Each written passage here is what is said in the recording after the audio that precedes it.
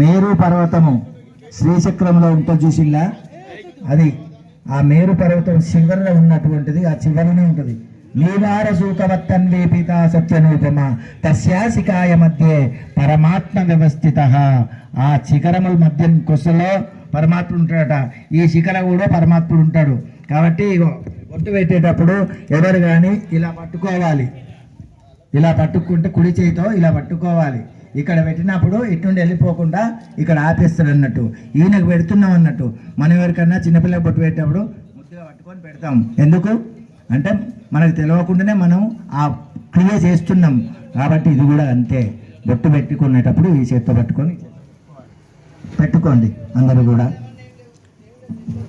మంచిగా అవకాశం ఉంటే మళ్ళీ కూడా ఇంతకంటే ఎక్కువ చేసుకుందామని చెప్పి అందరికీ ఆ యొక్క వరలక్ష్మి అమ్మవారి ఈ